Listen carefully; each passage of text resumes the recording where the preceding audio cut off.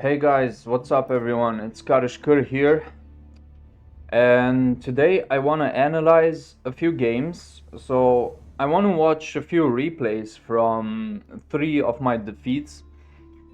Against Ottomans is going to be the first one, which is very interesting because Ottomans is not a very it's not a matchup you get very often. So we wanna focus on this one and see what we can do to improve our game against Ottomans. And we're just gonna take 20 minutes for this. So we're just going to jump quickly through this game. Besides, you'll see I've made quite a few mistakes, even with scouting and with other things. So let's have a look. In this particular game, the Ottoman player has decided to go for a second barracks to add in extra spearmen, which is pretty dangerous. And it's gonna be pretty dangerous because he's gonna torch down my Uvu. And now the right question to ask is whether it makes sense to go for a tower here on the Uvu if you spot out that there are so many spearmen incoming. And I guess that would be a pretty good solution to defend the Uvu if you manage to get the tower up correctly. So I have realized that he is using the spearmen offensively, but I didn't scout out the barracks, which was pretty bad because with this info I would have been able to add maybe a second tower. So my mistake was building the tower here while he was actually focusing on the Uvu. And I was also watching a video yesterday from Beastie analyzing the Mongols, and indeed with the Mongols there is a problem that you have to defend this and also this at the same time because you use both your stone and your gold. So if you do not manage to cover your Uvu or your gold with your town center, then you might be in trouble. So yeah. At the same time, I'm still trying to get a few villager hits here, and then I realized that there are quite a few spearmen coming in this direction. So I've built this tower, and I could have built the next one as well. It would have been a pretty good timing to build a tower here, because I had the wood to do that. And maybe it would have been the best idea to protect the Uvu. It would have been a good idea to build a tower and to delay the age up timing a little bit. So this was maybe the first mistake. So I think the best way to deal with these kind of spearmen is to be very careful with your micro, with your villagers, with everything, and send them out at the right time. So yeah, this was one of the mistakes. But other than that, I didn't give up on this one too quickly. So I just dragged my stables out of this and moved it to another position. Meanwhile, I'm securing extra resources.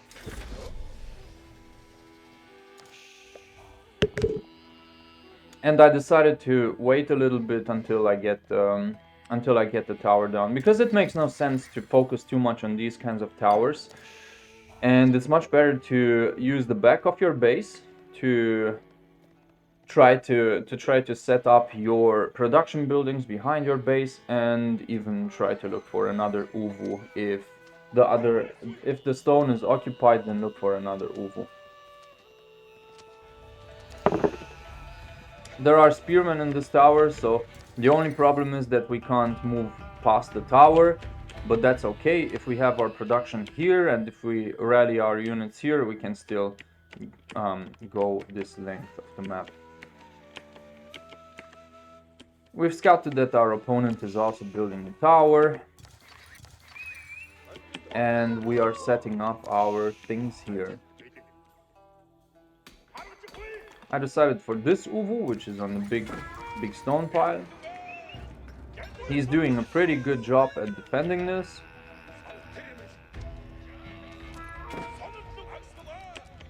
We're losing Mangudai, trying to get villager kills, but we're putting ourselves in a pretty bad position here. And also getting these deer is also very risky, so we're in a pretty risky position here, I have to say. And Ottomans is a very tough matchup. So yeah. Anyway, we just realized that it's actually impossible to hit somewhere with this. And I have decided to take this market route initially. It's also very interesting what's happening with the market routes. So this market route is okay because it is along the outpost. Our opponent has already reached Castle Age, and this is bad because they have the Mehmet Imperial Academy armory. So they're going to get mangonels, quite a lot of them. And yeah, that's bad. That's bad. So well, everything we do here, we're always being put in a bad position. So our opponent is already Castle Age. We didn't manage to get any villager kill here, so we have 37 to 43. And we didn't get any villager kills until later. And at this point it looks pretty bad. At this point it looks pretty bad, and it is pretty bad because it's the 12th minute, our opponent is already Castle Age. We do have units coming out now, so we're producing units. We are starting our trade, and he's just sending men-at-arms. But you know, I realize that at this point it's not, you know, it's not a big problem that he is already Castle Age. So we can still hold on from the Feudal Age against the Castle Age opponent. But the problem is that the more we wait, the more units they will get. So that's the real issue here. And he's also starting to send Sipahi into the trade. So this is a problem. The fact that we are unable to get many villager kills is also bad. The fact that there is a mangonel under his base is also really bad. So we realize we have to send our units here into the trade to defend it. And just yeah, we just got past our opponent's units. Not good.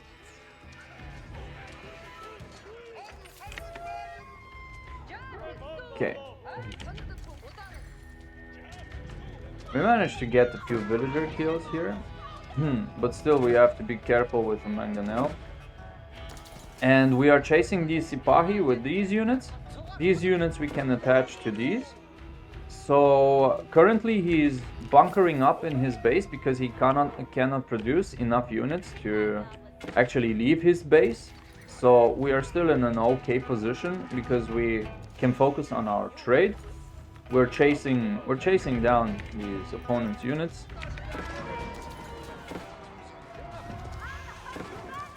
And we are also ready to age up. So it's just a 5 minutes difference, and in this 5 minutes we can get some trade. In these 5 minutes we can actually harass a little bit, and as you have seen, we managed to get a few villager kills here. Not too many. It's 50 to 53 actually. So with the trade, together with the trade and with a few villager kills, we managed to keep our opponent behind a little bit. So that's okay-ish. And if we manage to get the Sipahi raiders properly, then it's gonna be fine. It's gonna be fine to stick for the feudal age for a little longer. But yeah, let's see what we can do against this mangonel, because there isn't much we can do. Besides, the thing with Ottomans and Mongols is the fact that, well, you are up against Janissaries, mangonels, units that have pretty high range, but if you have the Khan's hunters, that's very good, because you need to outrange these mangonels, you need to outrange the Janissaries, and you can outrange them with Mangudai. So you need to try to stay at a distance. You always need to try to stay at a distance. So in this matchup against Ottomans, you need to put pressure on your opponent. You need to defend your trade properly, and you need to keep him in his base. And you need him because the Ottoman army is very, very slow. So it needs to come with all the mangonels all the way to your base. And this is the advantage that you can use. So you need to harass the incoming units. You need to harass them from the distance while they are trying to come towards your base. And you need to mess up units. So you need a very good unit mass. Make sure you always defend your trade routes. This is also very important. Try to follow these Sipahi efficiently, but don't use all your units for that. I think I have already seen that he is sending more Sipahi units into the trade. So I'm just following him.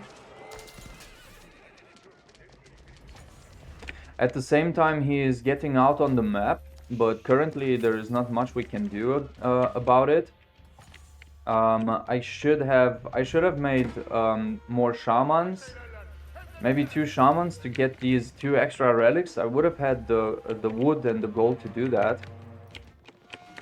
Okay, let's see next. I want to go quickly through this one because I don't want to spend too much time with this. Okay, at the same time I've left the Sipahi to come and attack me again. This is also pretty bad. But also another thing that you can do is you can torch down buildings. So if you know that the mangonels are here, you can use another unit to torch down a building here on this side. And this is actually possible, and this is how you want to play it. You want to drag the mangonels here to attack this unit, and then you need to have units ready from here to attack this side. And this is how I'm going to play it a little bit. But this game is going to be very, very tight. Because we don't really manage to get lots of villager kills. Also, another thing that I'm doing is I'm moving my trade onto the other side. Because I realize that he is attacking on this side quite a lot. And now is the time we start getting villager kills. Make sure you micro the Mangudai out of the mangonel range. That's very important. We're getting more villager kills here.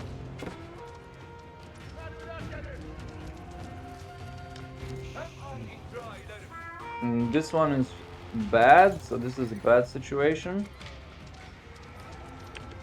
I need to be careful with the mangonels there.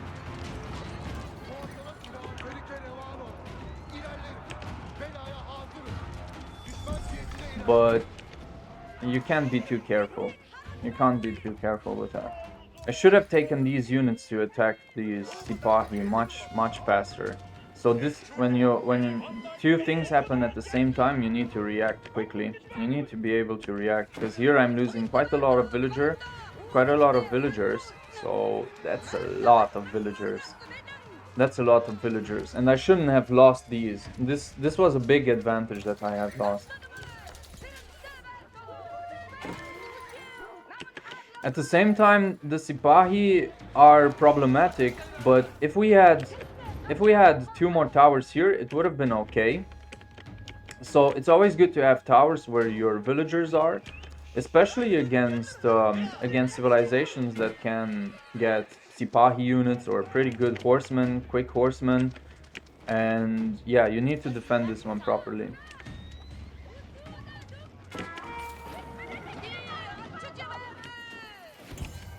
Right, I'm getting some kills with the Mangudai here. It's pretty good.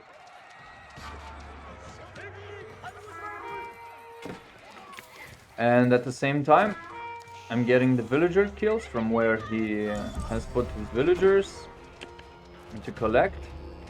And let's speed this one up a little bit and see what else is happening. So we're rallying our units together. But we could have hit maybe here in the back. This would have been a good hit.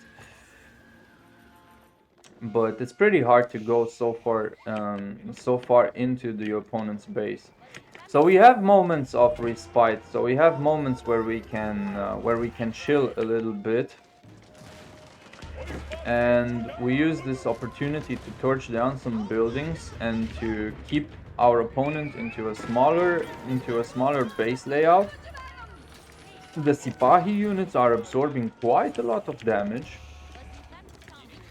And also, I want to show you in this match how you can actually win with Mongols in such situations. But you have to be a bit faster than I have been. We're getting a few mangonels there. And I think this is how you have to handle this. You need to dive in a little bit with horsemen, not with Keshik maybe. You have to dive in with horsemen a little bit and kill the mangonels.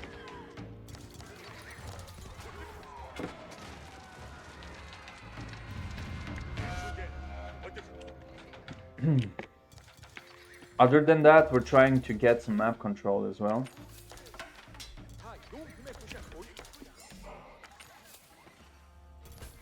We just got one relic after 30 minutes maybe. And we're also contesting the sacred sites. He has started to make quite a lot of villagers. But we're trying to compensate with trade. By going on two sides, we force our opponent to be attacking on this side and on this side as well. And since we have quite some good map control, we could have gotten better map control with another tower here maybe, around the stealth forests. Then maybe it would have been easier for us. At the same time, I'm going for men-at-arms to soak up some extra damage to act as a meat shield. And I also want to speed up to the fight because now it's getting a little bit boring. We don't want to analyze every little detail here. We just want to look at the main fight and some ideas that we can use. So we are attacking from more flanks. So we're attacking from here into this flank, and we have the possibility to attack from here. And it's actually very important against Ottomans to attack from this side, to keep his mangonels here, so that these units can go in here and do some damage to the villagers. So we want to spread out our units, because if we don't do that, if we attack with one single mass, then the mangonels will shoot at our units, obliterating them. So it's very important with Mongols, with Mangudai, with everything you have, you need to stay at an arm's length from your opponent's units. So keep an arm's length between you and your opponent. That's very important. Okay. Because if your opponent shoots like this, then you're done. Okay, another thing that I want to say is, okay, these mangonels might look scary, and the Janissaries might look scary as well. But if you are in Castle Age with your Mangudai, then your Mangudai will outrange the Janissaries. So I am not really afraid of Janissaries, because you will know when your opponent will start moving towards your base. And you can use the Mangudai and your cavalry units to stay outside of range and to still get some kills, preventing your opponent to actually leave his base. So you will have to take the fight in his base. He's spending a lot of units to make these Janissaries, to make these crossbowmen, but they're not getting too much damage. At the same time, we need to be careful with these Sipahi, because they're always in the back of our base, but we're doing quite some damage here. And we managed to find quite a good spot here with villagers. I don't know how many villagers I've killed here, but that's quite a big number. And yeah, in this situation, we're moving our units here to intercept the opponent's villagers. At the same time, these guys could have come here, because now the mangonels will move here. So this was like a tactical mistake from me. I should have kept these units here, because now the mangonels will shoot from here. So there's gonna be quite a lot of mangonels coming. So yeah, And now, since the mangonels are here, this part would have been open for an attack. We could have attacked with these units here. But now, these are just small details. Let's continue. We still need to put a lot of pressure here. A lot of pressure.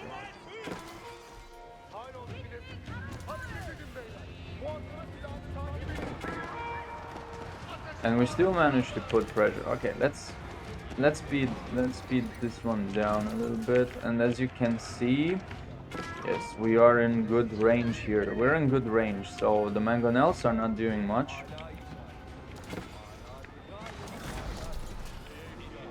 And it's gonna be interesting how this game ends.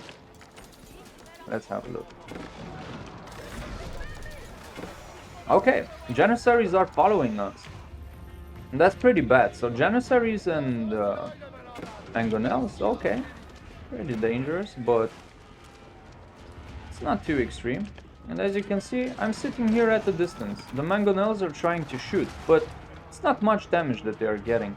And since we also have a few men-at-arms, we can soak up some extra damage. We can force him to do some extra shots. And yeah, our opponent is not leaving his base at all. He cannot, because once he starts leaving his base, it's gonna look ugly for him. So he needs to come with bombards, he needs to come with towers, with castles. Yep, we're just dragging him in. But now we need to deal with these villagers here.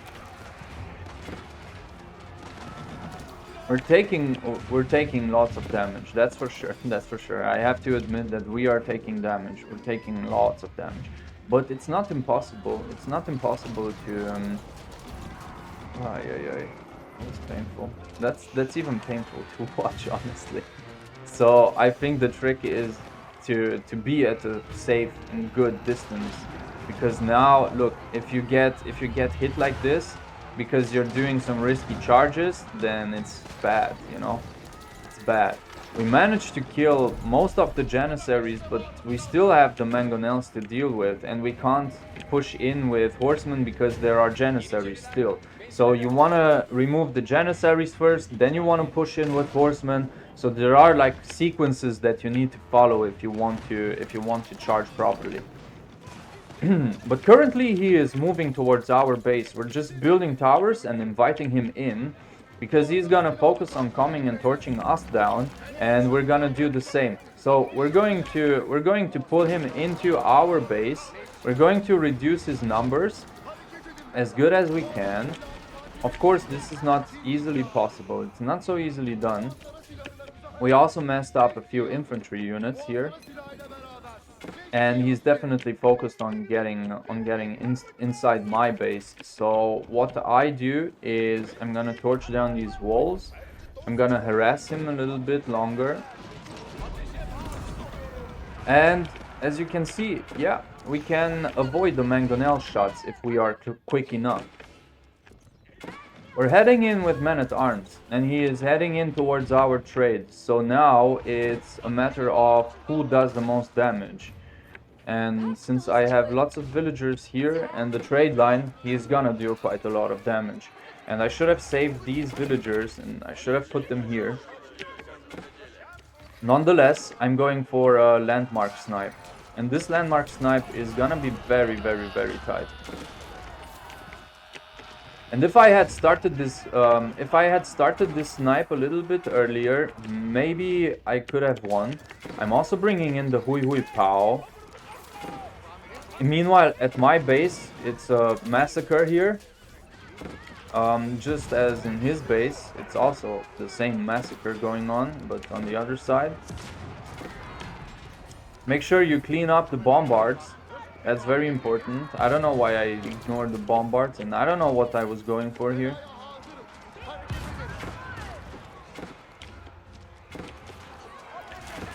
Okay. So we have one landmark. He has quite a lot of villager kills here. If I had a few more horsemen, that would have been awesome, because I could have killed these mangonels, and I could have used these incoming units, but okay. At the same time, we're getting the Mehmet Imperial Armory. We still need to get the Sultan Ahmed trade network, and he doesn't have enough units in his base to deal with this quickly enough, and I think he just realizes what is happening. And yeah, that looks pretty dangerous at this point. But yeah, we're not going to make it. We're not going to make it. It's gonna be very close, but we're not going to make it in time. We're under our Kurultai, but that's not enough. That's not enough to deal with this. And I think maybe I could have done this. Maybe I could have won, but yeah, I actually surrendered this one. And that was kind of it. So yeah.